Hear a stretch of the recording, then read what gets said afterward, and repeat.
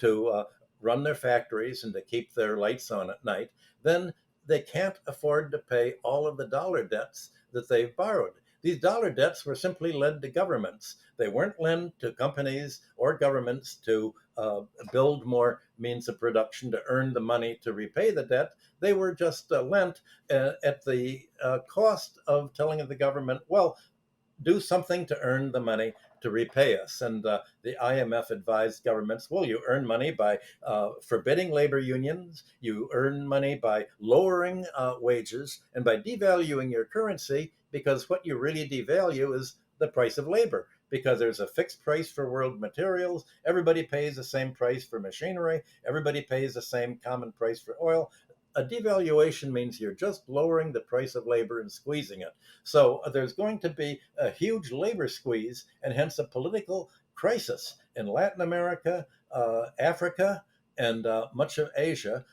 What is going to happen this fall? And countries are going to decide: do we want to go along with the American dollar standard and continue to pay debts and impoverish our country, or do we want to join the new bank, the BRICS bank, that China and India and Russia and Iran and other countries are all creating? You're having a whole split of the world into two opposing economic systems.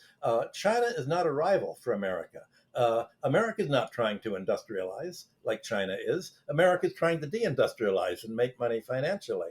China is not trying to make money financially. It's trying to develop its economy and that of its allied countries on the Belt and Road to produce more. So you're having for the first time a choice of, are you going to have industrial capitalism evolving into socialism like people expected a century ago, or are you going to have American style neoliberal finance capitalism that's going to make you poorer and poorer and impose austerity programs on you? I'm coming right back to that issue of the US dollar in just a minute, but I want to finish up this issue of debt because you described debt and talked about it in its economic terms, and that's obviously critical. But debt is also a political weapon. It's one of the primary political weapons that has been used by the US. You talk about it in Super Imperialism, you talk about it in some of your other books as well. Can you explain how debt becomes a political weapon? You mentioned the IMF and austerity. That's an obvious example. What are some of the ways that the United States and other former colonial powers are using debt and have used debt as a weapon? Well, right now, by following the World Bank and the U.S. Investment, countries are not able to break even in the balance of payments. So, in order to avoid devaluation, they have to borrow from the IMF. And the IMF will not lend to a left-wing government. The big explosion in IMF loans now is to Ukraine. They'll make money to Ukraine.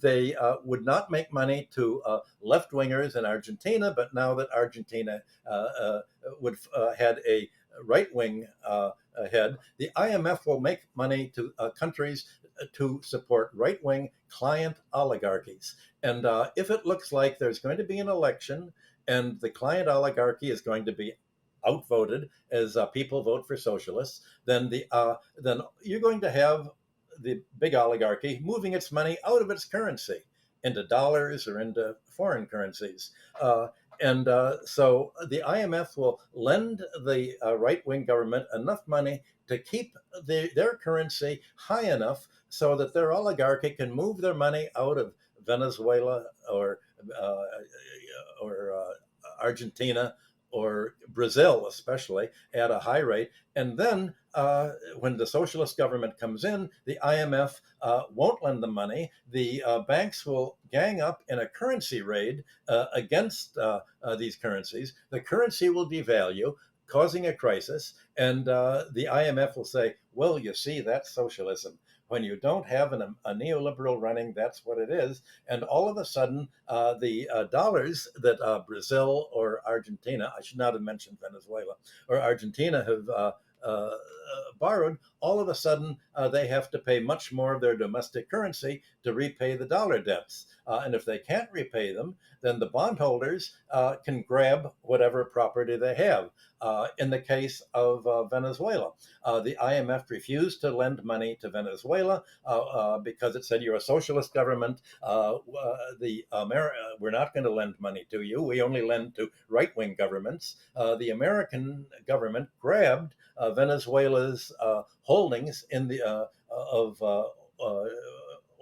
oil distribution companies in the United States.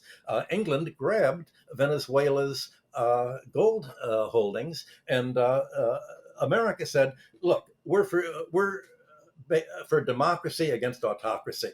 We're the democracy in the world. We get to say who Venezuela's president is because we elect him because we're America. That's why we're a special country. And we've appointed Mr. Guaido, who isn't doesn't get many domestic votes, but we want Mr. Guaido to be the Venezuelan Boris Yeltsin, who's promised to sell all of your resources to the United States. So they just grabbed Venezuela's money, just like they've just grabbed all of Russia's foreign exchange reserves in the West. So how Venezuela couldn't pay the foreign debt. And as a result, it's not able to finance its trade and investment on credit because almost all trade and investment is just like buying a house. It's done on credit.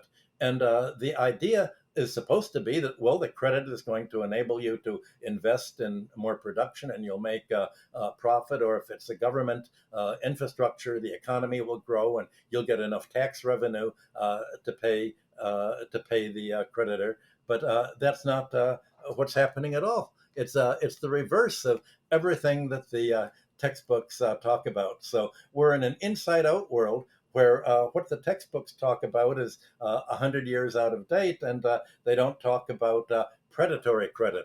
The assumption is that all debts can be paid if you just can lower the wages and lower living standards enough to pay the upper 1%.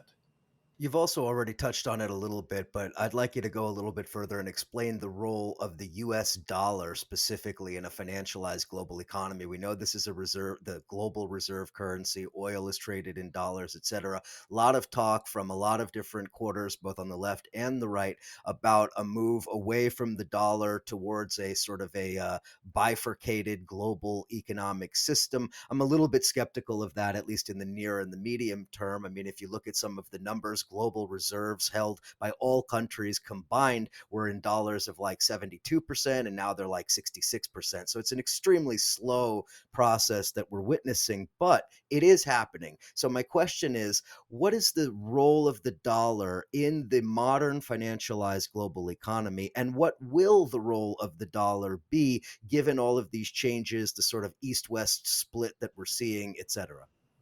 Well, that's really what my book Super Imperialism is all about. But I summarize it in its economic form in The Destiny of Civilization. The dollar hegemony began in 1971 when the United States went off gold.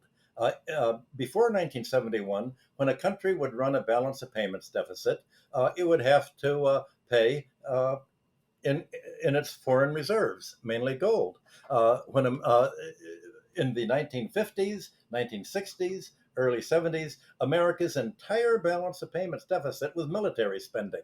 And so America's gold stock went down and down and down because as America would spend money, dollars, it would be converted into local currency in Vietnam and Southeast Asia. The Vietnam and Southeast Asia were French colonies. They'd send these dollars to their head office in France, and General de Gaulle would decide, well, let's take these dollars and get gold. So the United States stopped paying in gold. Well, all of a sudden, what were people going to use to settle their balance of payments deficits? The United States, as a result of emerging from World War II so strongly, controlled the world oil trade. Oil was priced in dollars. Most products are priced in dollars. So the United States continued to spend money abroad and even accelerated its military spending abroad. So it was pumping more dollars into the world economy. Well, what would happen? happened to these dollars? They ended up, people would get them, they'd turn the dollars into their central bank for domestic currency, for German marks or Swiss francs or whatever. And other central banks, what were they going to do with the dollars? In order to prevent their currency from going up, they would recycle the dollars to the United States and buy treasury bonds. And so, in effect, the United States was getting a free ride internationally. It could simply print dollars, and other countries would end up by keeping their savings in dollars. Imagine that you went to a grocery store and you buy your groceries by writing an IOU, and you'd go back the next week and say, well, another IOU. And the grocery store would say, well, wait a minute, what am I going to do with these IOUs? Can you pay? You'd say, no, I can't pay. Maybe you can use these IOUs to pay your suppliers, the people who give you your vegetables and your milk and your meats, but I can't pay. Well, that's the position the United States in. Other people have kept their savings in the United States, thinking that the United States was secure because everybody knows the United States can simply print its own dollars. It can't go bankrupt because it can create as many dollars as it wants, as we've seen in quantitative easing.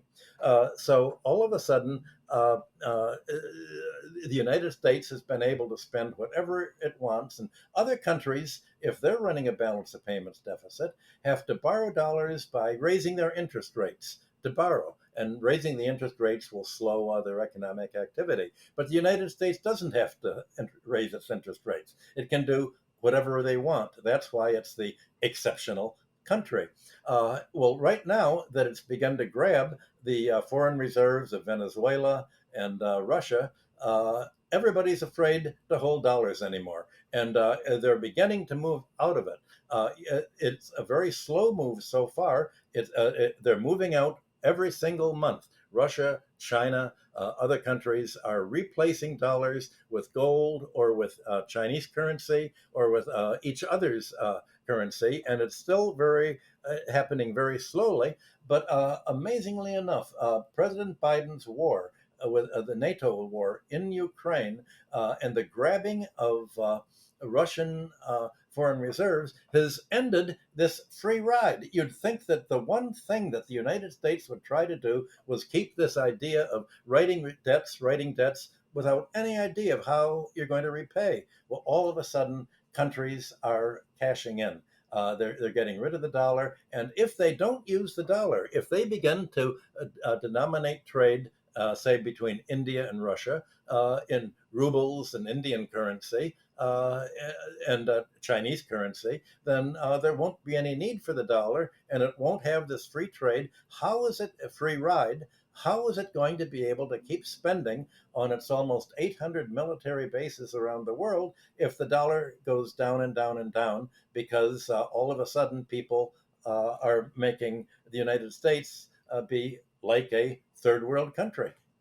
Well, Michael, that all sounds well and good, but the pushback from that would be, but no investors around the world look at China as a safe place to park their money. It still remains the US Treasuries market that people are rushing back to park their assets, their wealth, to protect themselves against global instability, etc. China doesn't seem to have any interest in moving towards an open market model. So the idea that China or a bank sponsored by China is somehow going to present a true alternative to this US centric capitalist system seems a bit far fetched, no? You're right.